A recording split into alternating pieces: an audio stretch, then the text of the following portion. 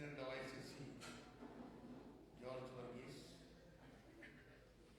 National Chairman James Kodali,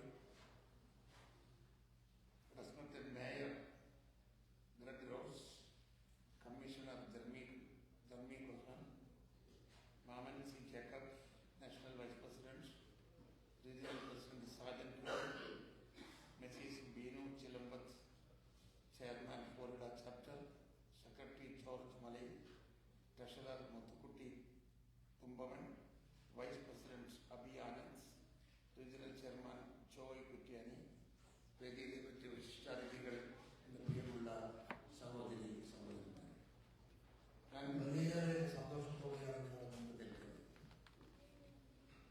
ജീവിക്കാൻ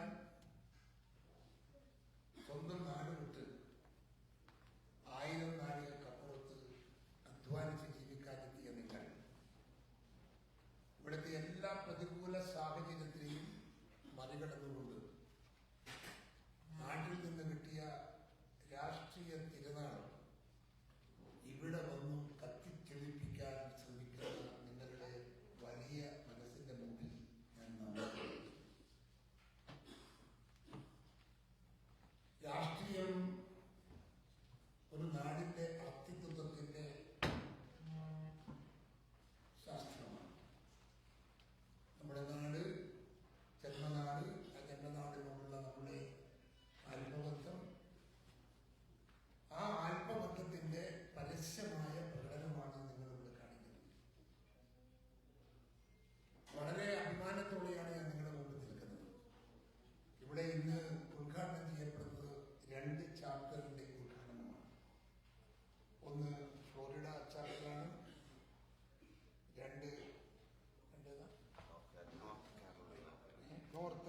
North Carolina ചാപ്റ്ററാണ്. ഈ 2 ചാപ്റ്ററിന്റെ ഉദ്ഘാടനം നടക്കുമ്പോൾ ഇത്രയും വർഷക്കാലം രൂപീകരിക്കാൻ സാധിക്കാത്ത സംഘടനാ പ്രവർത്തനത്തിന്റെ രൂപരേഖ നിങ്ങൾ പൂർത്തിയാക്കി എന്ന് നിങ്ങൾക്ക് ആശംസിക്കാം. കേരള പ്രദേശ് കോൺഗ്രസ് കമ്മിറ്റി നിങ്ങളുടെ അഭിവാദ്യം ചെയ്യുന്നു. ഈ പ്രദേശത്തുള്ള, ഈ നാട്ടിലുള്ള എല്ലാ മലയാളികളിലും ഈ രാഷ്ട്രീയ സ്പിരിറ്റ് പകർത്തി പരമാവധി ആളുകളെ ഇതിന്റെ അംഗത്വത്തിലേക്ക് കൊണ്ടുവരാനുള്ള തീഷ്ണമായ പ്രവർത്തനം നിങ്ങളുടെ ഭാഗത്ത് ഉണ്ടാകണം എന്ന് ഞാൻ സ്നേഹത്തോടെ ആവശ്യപ്പെടുകയാണ്. IOCയും OICCയും തമ്മിൽ തർക്കമുണ്ടോ എന്ന് ചോദിച്ചാൽ തർക്കമുണ്ട്. എന്നാൽ തർക്കത്തിന്റെ കാര്യമുണ്ടോ എന്ന് ചോദിച്ചാൽ അതിന് കാര്യമില്ല. ഒരു സംഘടന IOC എന്ന് പറയുന്നത് അഖിലേന്ത്യാ കമ്മിറ്റിയുടെ കീഴിലാണ്, OICC എന്ന് പറയുന്നത് കേരള പ്രദേശ് കോൺഗ്രസ് കമ്മിറ്റിയുടെ കീഴിലാണ്. നിങ്ങളുടെ അവകാശം ഞങ്ങൾക്കാണ്, കേരള പ്രദേശ് കോൺഗ്രസ് കമ്മിറ്റിക്കാണ്.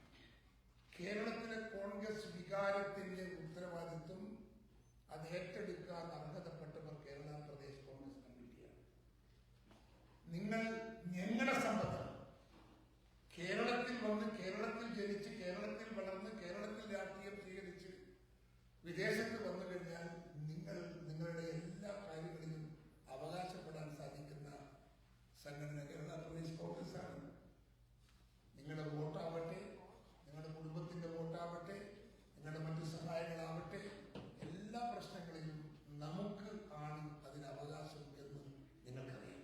അതുകൊണ്ട് തന്നെ അത് പിടിച്ചു വാങ്ങാനുള്ള പോരാട്ടം എവിടം വരെയും തുടരും. ഞാൻ IOCയുടെ നേതാക്കന്മാരെ, ഏറ്റവും ടോപ്പ് മോസ്റ്റ് നേതാക്കന്മാരെ അടക്കം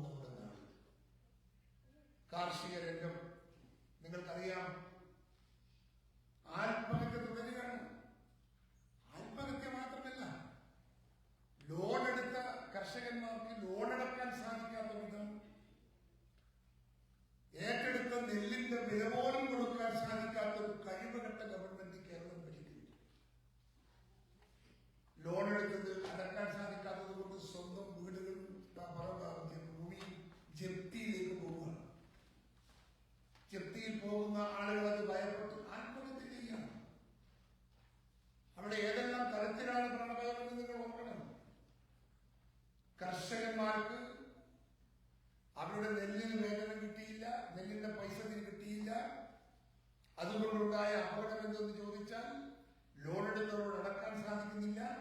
ആ ലോൺ എടുക്കാൻ സാധിക്കാത്തത് കൊണ്ട് വീടും പറമ്പും ജപ്തി ചെയ്യാൻ പോകുമ്പോൾ ജീവിക്കാൻ സാധിക്കുന്നില്ല എന്നുള്ളത് അവർ ആത്മഹത്യ ചെയ്യാണ്. റബ്ബർ കർഷകന്മാർ ആത്മഹത്യ ചെയ്യുന്നു. റബ്ബറിന് വിലയില്ല. റബ്ബറിന് കൊടുക്കാം, ഇത്ര കൊടുക്കുമെന്ന് പറയാം എന്നല്ലാതെ റബ്ബറിന്റെ വില വർദ്ധിപ്പിക്കാൻ അവർ തയ്യാറില്ല. ഇന്ന് കിട്ടുന്ന റബ്ബറിന്റെ വില കൊണ്ട് റബ്ബർ ഉണ്ടാക്കാൻ സാധിക്കില്ല. റബ്ബർ മരങ്ങൾ മുറിച്ച് മാറ്റുക കർഷകന്മാർ നമ്മുടെ നാട്ടിൽ. തേങ്ങയ്ക്ക് വിലയുണ്ടോ നമ്മുടെ നാട്ടിൽ? കാർഷിക രംഗം മൊത്തം തകർന്ന് തരിപ്പണമായി കിടക്കുകയാണ്. എന്നാൽ വരുമാനം ഒരു ഭാഗത്ത് നഷ്ടപ്പെടുമ്പോ മറുഭാഗത്ത് ചെലവ് വർദ്ധിക്കുകയാണ്. കറണ്ടിന്റെ വില വർദ്ധിക്കുന്നു, പെട്രോൾ ഡീസൽ വില വർദ്ധിക്കുന്നു, സാധനത്തിന്റെ വില വർദ്ധിക്കുന്നു, സാധനങ്ങൾ കിട്ടാനില്ല. ചെറിയ ന്യായവിലക്ക് കിട്ടുന്ന എല്ലാ സർക്കാരിന്റെ സ്ഥാപനങ്ങളും സാധനങ്ങളില്ല. ഈ രാജ്യം എവിടെ പോകുന്നു? ഈ രാജ്യം എങ്ങോട്ട് പോകുന്നു? ഈ പാവപ്പെട്ട ആളുകളൊക്കെ എങ്ങനെ ജീവിക്കും? കടുത്ത പ്രതിസന്ധി, പ്രാണഭയം. ആ പ്രാണഭയത്തിലാണ് കേരളത്തിലെ ജനങ്ങൾ ഇന്ന് ഓരോ ദിവസവും കഴിഞ്ഞു മാറ്റുന്നത്. മാറ്റം വേണം. ഒരു ഭാഗത്ത് ഈ ജീവിതങ്ങളുടെ മരണത്തിന്റെ സംവിധാനമുണ്ട്, മറുഭാഗത്ത് അക്രമം കൊണ്ടുള്ള പ്രാണഭയം. മുഖ്യമന്ത്രി നടത്തിയ യാഗം നിങ്ങൾ കണ്ടു. ചാനലിൽ നിങ്ങൾ ഫോട്ടോ കണ്ടിട്ടുണ്ടാവും, പത്രത്തിൽ നിങ്ങൾ വാർത്ത വായിച്ചു കാണും, സോഷ്യൽ മീഡിയയിൽ നിങ്ങൾ വായിച്ചിട്ടുണ്ടാകും. നടന്നുപോയ എല്ലാ വഴിയോരങ്ങളിലും പാർട്ടിപ്പുറത്ത് കോൺഗ്രസ് പാർട്ടി പ്രവർത്തകന്മാർക്ക് നേരെ ഭീകരമായ ആക്രമണം അഴിച്ചുവിട്ടുകൊണ്ട് ഒരു മുഖ്യമന്ത്രി നടത്തിയ നവകേരള യാത്ര പൂർത്തിയാക്കി. ഞാൻ ഒറ്റ കാര്യം നിങ്ങളോട് ചോദിക്കുന്നു, ഈ നവകേരള യാത്ര കൊണ്ട് എന്ത് നേട്ടമുണ്ടായി കേരളത്തിന്? പ്രശ്നങ്ങളുമായി സാധാരണക്കാരുടെ പ്രശ്നങ്ങൾ കേൾക്കാൻ ഈ നെറികെട്ട മുഖ്യമന്ത്രി തയ്യാറായോ? അവരുടെ പരാതിയും അദ്ദേഹം കേട്ടോ? അദ്ദേഹം പരാതിയല്ല, അദ്ദേഹം സംസാരിച്ചത് രാവിലെ സംവാദം നടത്തിയത് ആരോടെന്നറിയാമോ നിങ്ങൾക്ക്? സമ്പന്നന്മാരോടാണ്, വ്യവസായികളോടാണ്, വ്യാപാരികളോടാണ്. അവരെ രാവിലെ വിളിച്ചുകൂട്ടി അവരോടൊപ്പം ബ്രേക്ക്ഫാസ്റ്റ് കഴിച്ച് അവരോടൊപ്പം ഗുജറാൻ പറഞ്ഞ് നവകേരള യാത്ര പൂർത്തിയാക്കുമ്പോ ഈ കേരളത്തിലെ പാവപ്പെട്ടവര്, പട്ടിണി കിടക്കുന്നവര്, കഷ്ടപ്പെടുന്നവര്, സാമ്പത്തിക ക്ലേശം അനുഭവിക്കുന്നവര് ഈ രാജ്യത്ത് എന്ത് നേട്ടമുണ്ടായി എന്ന് ഈ മുഖ്യമന്ത്രി പറയുന്നു. ആരുടെ പ്രശ്നം പരിഹരിച്ചു? ആരുടെ താല്പര്യം സംരക്ഷിക്കാനാണ് ഈ യാത്ര? പരിശോധിക്കണ്ടേ? കോടികൾ ചിലവഴിച്ച് ഖജനാവിലെ പൊതുപണം അത് തൂത്തടിച്ച് സ്വന്തം യാത്രയ്ക്ക് വേണ്ടി കോടാനുകോടികൾ ഖജനാവിൽ നിന്ന് തൂത്തടിച്ച് ഒരു നാടിനെ സാമ്പത്തിക പ്രതിസന്ധിയുടെ നടുക്കയത്തിലേക്ക് കെട്ടിയുണ്ടാക്കി ഈ മുഖ്യമന്ത്രി എങ്ങോട്ടാണ് പോകുന്നത്? ഇതുപോലെ തന്നെ ഇദ്ദേഹത്തിന് മുമ്പ് ഒരു മുഖ്യമന്ത്രി ഉണ്ടായിരുന്നു കേരളത്തിൽ. അദ്ദേഹം ജനസമ്പർക്ക പരിപാടി നടത്തിയിരുന്നു. ഈ ലോകത്ത് ഒരു മുഖ്യമന്ത്രിയും ഒരു മന്ത്രിമാരും നടത്താത്ത ജനസമ്പർക്ക പരിപാടി, ജനലക്ഷങ്ങളെ നേരിൽ കണ്ട് സംസാരിച്ച് അവരുടെ പരാതികൾക്ക് പരിഹാരമുണ്ടാക്കിയ ഒരു മുഖ്യമന്ത്രി ഉണ്ടായിരുന്നു നമുക്ക്, ശ്രീ ഉമ്മൻചാണ്ടി. അദ്ദേഹത്തിന്റെ ജനസമ്പർക്ക പരിപാടി ഇതുപോലെ ആഡംബര യാത്രയല്ല, ഇതുപോലെ കുശലം പറയാൻ സാമ്പത്തിക ശേഷിയുള്ളവരുമായി കുശലം പറയാനില്ല, പാവപ്പെട്ടവരുടെ പ്രശ്നങ്ങൾ കേൾക്കാനാണ്. വർഷങ്ങളായി തന്റെ പ്രശ്നങ്ങൾക്ക് പരിഹാരം കാണാതെ സർക്കാർ ഓഫീസുകൾ കയറി ഇറങ്ങുന്ന ലക്ഷങ്ങളാണ്. രാവിലെ 9 മണി മുതൽ അടുത്ത ദിവസം വരെ ഓരോ ജില്ലയിലും മുഖ്യമന്ത്രിയുടെ മുമ്പിൽ പോയി ഇരുന്ന് പരാതി പറഞ്ഞ് ആ പരാതി കേട്ട് ഉദ്യോഗസ്ഥരെ വിളിച്ചിരുത്തി ആ പരാതിക്ക് പരിഹാരം എഴുതി അതിൽ ഒപ്പിട്ട് ഓരോരാളുടെയും പ്രശ്നം പരിഹരിച്ച മുഖ്യമന്ത്രി അതാണ് ശ്രീ ഉമ്മൻചാണ്ടി. ഉമ്മൻചാണ്ടി വിട്ടുപോയപ്പോ തിരുവനന്തപുരത്ത് നിന്ന് കോട്ടയം വരെ വരുന്ന അദ്ദേഹത്തിന്റെ മൃതദേഹത്തോടൊപ്പം ഞാനുണ്ടായിരുന്നു. വഴിയോരങ്ങളിൽ കെട്ടിക്കിടക്കുന്ന 10,000-കണക്കിന് ആളുകൾ ക്യൂ ആണ്. ചാതപ്പൂ പോലെയാണ്, കൈകെട്ടി നിൽക്കുന്നത് പോലെയാണ്. അങ്ങേ തല മുതൽ ഇതൊക്കെ രാവിലെ കഴിയുന്നത് വരെയും റോഡിൽ സ്ത്രീകളാണ്, കുട്ടികളാണ്,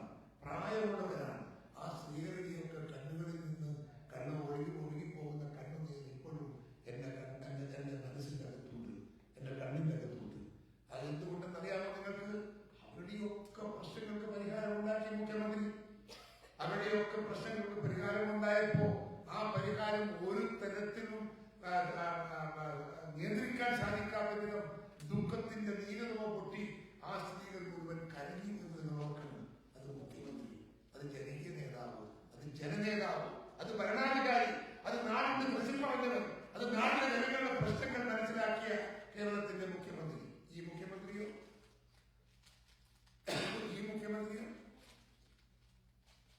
ഈ നാട് എങ്ങോട്ടേക്കാണ് പോകുന്നത് എന്ന് ഗൗരവത്തോടെ ആലോചിക്കണം.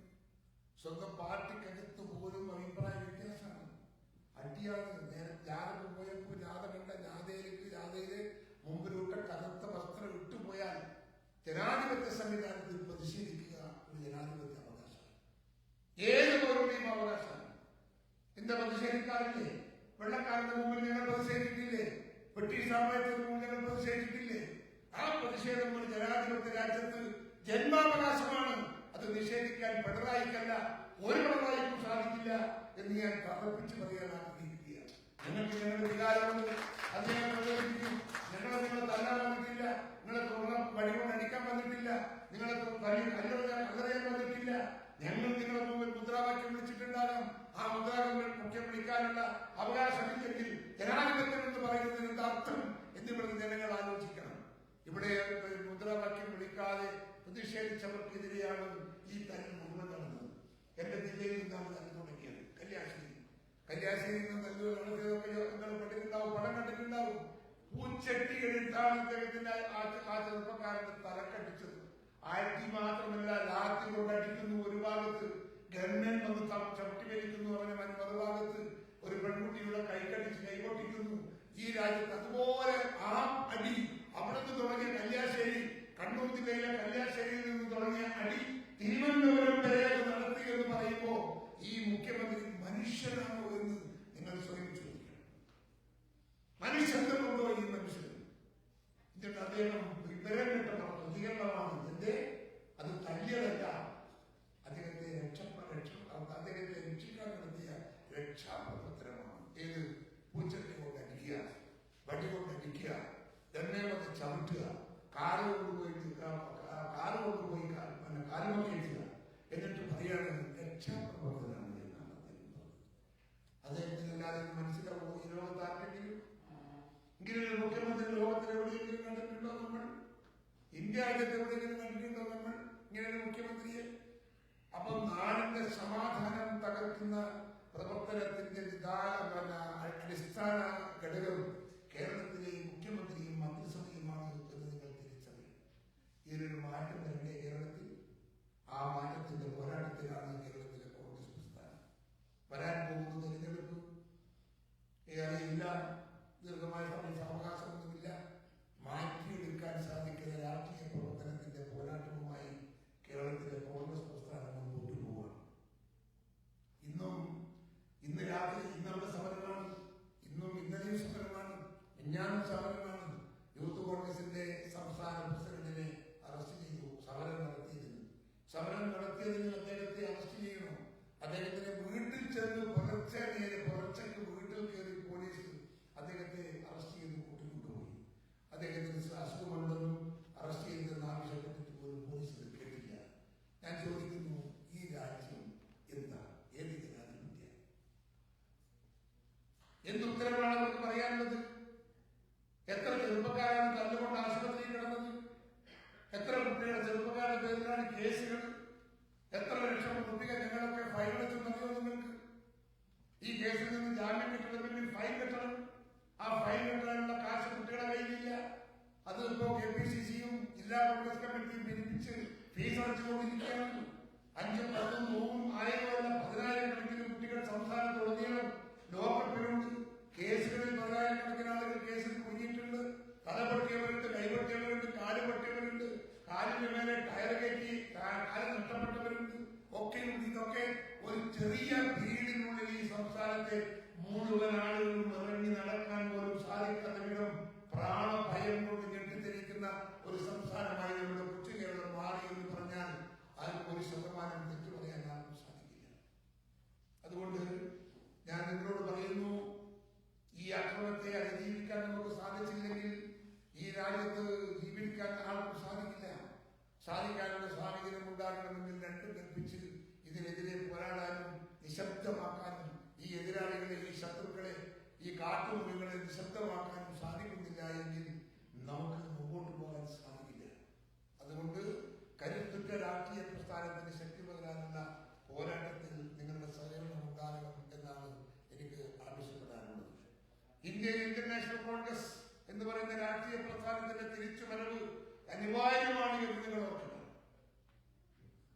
നരേന്ദ്രമോദിയുടെ ഭരണം തീരാൻ പോകുന്നു. പാർലമെന്റ് തെരഞ്ഞെടുപ്പ് വരുന്ന മാസം മിക്കവാറും പ്രഖ്യാപിക്കുമെന്നാണ് വിവരം. അങ്ങനെ വന്നാൽ പുതിയ തെരഞ്ഞെടുപ്പിലൂടെ ഒരു പുതുശക്തിയായി കോൺഗ്രസ് തിരിച്ചു വരണം. അത് ഈ നാടിന്റെ അനിവാര്യമാണ്. ഇന്ത്യക്ക് സ്വാതന്ത്ര്യം കിട്ടിയത് 139 വർഷത്തിന് മുമ്പാണ്. 139 വർഷത്തിന് മുമ്പ് ഇന്ത്യക്ക് സ്വാതന്ത്ര്യം കിട്ടിയത് നീണ്ട വർഷങ്ങളുടെ പോരാട്ടത്തിന്റെ ഭാഗമായിട്ടാണ്.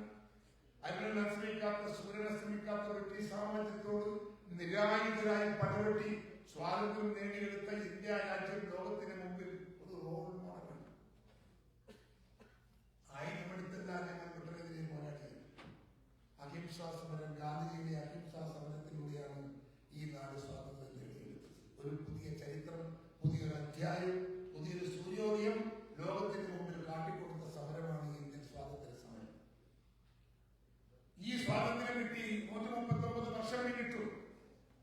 ഈ 139 വർഷം പിന്നിട്ടപ്പോ ഇന്ത്യ രാജ്യം ഇന്നും ജീവിക്കുന്നു എന്ന് പറയുന്നത് അത്ഭുതമാണ്. സ്വാതന്ത്ര്യം കിട്ടിയ കാലഘട്ടത്തിൽ ഇന്ത്യ രാജ്യം നിലനിൽക്കുമോ എന്ന കാര്യത്തിൽ തർക്കമായിരുന്നു ലോകത്തിനുണ്ടെങ്കിൽ. എന്തുകൊണ്ടെന്നറിയാമോ? സ്വാതന്ത്ര്യം കിട്ടുമ്പോൾ ഈ രാജ്യം നാട്ടുരാജ്യങ്ങളുടെ ചിതറിപ്പോയ നാട്ടുരാജ്യങ്ങളുടെ ഒരു സമുച്ചയമാണ്. നാട്ടുരാജ്യങ്ങളാണ്. അവിടെ ഇവിടെ എല്ലാം നാട്ടുരാജാക്കന്മാർ, ജന്മിമാർ, ഭൂജന്മിമാർ, അവരുടെ കൺട്രോളിലാണ് ഈ ഭൂമിയും പട്ടണം എല്ലാ സംഭവങ്ങളും കടന്നുപോയിക്കൊണ്ടിരിക്കുന്നത്. അതുകൊണ്ട് തന്നെ ഇതിനെ ഏകീകരിപ്പിച്ചു കൊണ്ടുപോകാൻ സാധിക്കുമോ എന്ന സംശയം ലോകത്തിന്റെ മുമ്പിൽ അന്നേ ഉയർന്നു. ലോകത്തിലെ മുഴുവൻ ഭരണകർത്താക്കളും രാഷ്ട്രീയ മീമാംസകന്മാരും പറഞ്ഞു, ഇന്ത്യയിലെ മതങ്ങൾ വ്യത്യസ്തമാണ്, ഭാഷകൾ വ്യത്യസ്തമാണ്, സംസ്കാരങ്ങൾ വ്യത്യസ്തമാണ്, ആചാരങ്ങൾ വ്യത്യസ്തമാണ്, അനുഷ്ഠാനങ്ങൾ വ്യത്യസ്തമാണ്. എല്ലാം വൈവിധ്യത്തിന്റെ മണ്ണാണ് ഈ ഭാരതം. ഇതിനെ കോർത്തിണക്കി കൊണ്ടുപോകാൻ സാധിക്കുമോ? ഈ മതങ്ങളെയൊക്കെ യോജിപ്പിക്കാൻ ആർക്ക് സാധിക്കും? ഈ ഭാഷകളെ യോജിപ്പിക്കാൻ ആർക്ക് സാധിക്കും? ഈ സംസ്കാരങ്ങളെ യോജിപ്പിക്കാൻ ആർക്ക് സാധിക്കും? ഈ വൈവിധ്യങ്ങളെ കോർത്തിണക്കി കൊണ്ടുപോകാൻ ഭരണരംഗത്ത് പരിണിതപ്രജ്ഞനല്ലാത്ത പണ്ഡിറ്റ് ജവഹർലാൽ നെഹ്റുവിന് സാധിക്കില്ല എന്ന് ലോകം അന്ന് വിധിയെഴുതി. ലണ്ടൻ ടൈംസ് എന്ന് പറയുന്ന പത്രം അന്ന് കത്തിൽ അന്ന് ഒരു എഡിറ്റർ കോളം എഴുതി. ആ എഡിറ്റർ കോളത്തിൽ പറഞ്ഞു, "No one can make a nation out of a continent of many nations." ഒരു ബഹുരാഷ്ട്ര സംശയത്തിൽ നിന്ന് ഒരു രാഷ്ട്രത്തെ ഉണ്ടാക്കാൻ ആർക്കും സാധിക്കില്ല എന്ന് എഡിറ്റർ കോളം എഴുതിയ കഥ ഞാൻ നിങ്ങളെ ഓർമ്മിപ്പിക്കുകയാണ്. ആ എഡിറ്റർ കോളത്തിന്റെ കോപ്പി ഇന്നും എന്റെ കയ്യിലുണ്ട്. പക്ഷേ 139 വർഷം പിന്നിട്ടിട്ട് കോൺഗ്രസിന്റെ സ്വാതന്ത്ര്യത്തിന് ശേഷം ഇപ്പോൾ സ്വാതന്ത്ര്യം കിട്ടി 28-29 വർഷം കഴിഞ്ഞു. ആ സ്വാതന്ത്ര്യം സംരക്ഷിക്കാൻ നമുക്ക് സാധിച്ചിരിക്കുന്നു. എന്തുകൊണ്ട് സാധിച്ചു? ആരെ കൊണ്ട് സാധിച്ചു എന്ന് ചിന്തിക്കണ്ടേ? ആരാണ് ഈ ഐക്യം നിലനിർത്തിയത്? ഈ രാജ്യത്തെ ഐക്യം ഉണ്ടാക്കാൻ സാധിച്ചത് എങ്ങനെയെന്നും നമ്മൾ പരിശോധിക്കണ്ടേ? എങ്ങനെ എന്തുകൊണ്ടുണ്ടായതാ? അവിടെയാണ് നിങ്ങൾ പരിശോധിക്കേണ്ടത്. അവിടെയാണ് കോൺഗ്രസിന്റെ പങ്ക് നിങ്ങൾ മനസ്സിലാക്കേണ്ടത്. കോൺഗ്രസ് എന്ന് പറയുന്ന പ്രസ്ഥാനമില്ലായിരുന്നുവെങ്കിൽ എന്നോ ഈ നാട് ചിതറിപ്പോയെന്ന്. ഹിന്ദുവിലുള്ള കോൺഗ്രസ് എന്ന് പറയുന്ന വികാരം, ക്രിസ്ത്യാനികളുള്ള കോൺഗ്രസ് എന്ന് പറയുന്ന വികാരം, മുസൽമാനുള്ള കോൺഗ്രസ് എന്ന് പറയുന്ന വികാരം, ജൈനനിലെ കോൺഗ്രസ് എന്ന് പറയുന്ന വികാരം, സിഖുകാരിലുള്ള കോൺഗ്രസ് എന്ന് പറയുന്ന വികാരം, പഞ്ചാബിയിലുള്ള കോൺഗ്രസുകാരെന്ന വികാരം, ഈ വികാരങ്ങളുടെ ഒരു സംയോജനമാണ് ഇന്ത്യൻ നാഷണൽ കോൺഗ്രസിലൂടെ ഈ രാജ്യം കൂട്ടിച്ചേർത്ത് തുന്നിച്ചേർത്ത് നിർത്തിയത് എന്ന് നിങ്ങൾ ഓർക്കണം. അതിനെ പൊട്ടിക്കാൻ ആർക്കും സാധിച്ചില്ല.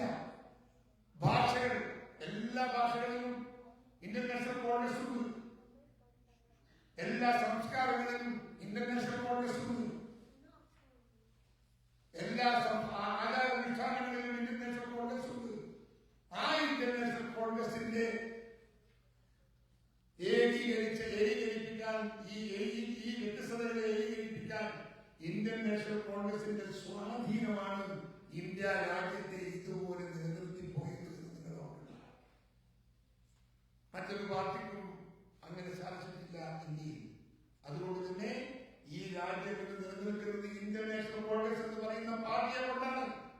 ആ പാർട്ടി ഇല്ലേ ഈ നാട് തകരും. ഇവിടെ ഭാഷാ സംഘർഷം ഉണ്ടാകും, ഇവിടെ മതസംഘർഷം ഉണ്ടാകും, ഇവിടെ സാംസ്കാരിക സംഘർഷം ഉണ്ടാകും. ഈ വ്യത്യസ്തമായ സംഘർഷങ്ങളിൽ ഈ നാടിന്റെ ഐക്യം തകരുന്ന കാര്യത്തിൽ തർക്കമുണ്ടോ? ഒരു തർക്കവും ആർക്കുമില്ല. അതുകൊണ്ട് തന്നെ ഇന്ത്യ രാജ്യത്തെ നിലനിർത്തി കൊണ്ടുപോകാൻ ഇന്ത്യൻ നാഷണൽ കോൺഗ്രസിനെ സാധിക്കൂ എന്ന് യാഥാർത്ഥ്യം. ഇപ്പൊ മോഡി ഭരിക്കുന്നു. മോഡി ഭരിക്കുന്നത് ഒരു വർഗീയ ശക്തിയുടെ പിന്തുണക്ക് മുകളിലാണ്. ഹിന്ദു വർഗീയ ശക്തി, ഹിന്ദു വർഗീയ ഫാസിസം. ആ ഫാസിസത്തിന്റെ മുകളിൽ നിൽക്കുന്ന മോഡിക്ക് ഇവിടെ ക്രിസ്ത്യൻ സമൂഹത്തിന്റെ, മുസ്ലിം സമൂഹത്തിന്റെ, സിഖ് സമൂഹത്തിന്റെ, ജൈന സമൂഹത്തിന്റെ വികാര വിചാരങ്ങളെ ഉൾക്കൊള്ളാൻ സാധിക്കുന്നവരല്ല ഇന്ത്യ ഭരിക്കുന്നവർ. അതുകൊണ്ടാണ് ഇന്ത്യ രാജ്യത്ത് ഇവർക്ക് നിലനിർത്തി കൊണ്ടുപോകാൻ, ഇന്ത്യ രാജ്യത്തെ ഐക്യത്തോടെ കൊണ്ടുപോകാൻ BJPയുടെ ഗവൺമെന്റിന് സാധിക്കില്ല എന്ന യാഥാർത്ഥ്യബോധത്തിന്റെ മുമ്പിൽ വേണം ഇന്ത്യയിലെ രാഷ്ട്രീയത്തെ വിലയിരുത്താൻ എന്നെ പ്രിയപ്പെട്ടവരോട് ഞാൻ ആവശ്യപ്പെടുകയാണ്. അവിടെ നമുക്കൊരു കരുത്തുറ്റ ഒരു നീക്കം വേണം, കരുത്തുറ്റ തീരുമാനം വേണം. ആ തീരുമാനത്തോടൊപ്പം മുൻപോട്ട് പോകാൻ എന്റെ പ്രിയപ്പെട്ടവർക്ക് സാധിക്കണമെന്ന് ഞാൻ സ്നേഹത്തോടെ അപേക്ഷിക്കുകയാണ്. ഈ രാജ്യത്തിന്റെ മാറ്റങ്ങളും ഈ രാജ്യത്തെ നിങ്ങൾക്കറിയാം, ഈ രാജ്യം എല്ലാം ഉണ്ടാക്കിയത് കോൺഗ്രസാണ്. ഇപ്പൊ സ്വാതന്ത്ര്യം കിട്ടുമ്പോൾ നാടിന്റെ സ്ഥിതി എന്താ? ഇവിടെ അരിയില്ല, ഇവിടെ തുണിയില്ല, ഇവിടെ പണിയില്ല, ഇവിടെ വിദ്യാഭ്യാസമില്ല, ഇവിടെ ശാസ്ത്രമില്ല, ഒരു ചുക്കുമില്ല, ചുണ്ണാമ്പുമില്ല, ഒന്നുമില്ലാത്ത മണ്ണാണ് ഈ മണ്ണ്. പക്ഷേ ഇന്ന് ഇന്ത്യ ലോകത്തിലെ ശക്തമായ രാഷ്ട്രത്തിലൊന്നാണ്. ആരുണ്ടാക്കിയതാണ്? നരേന്ദ്രമോദിയാണ് ഉണ്ടാക്കിയത്.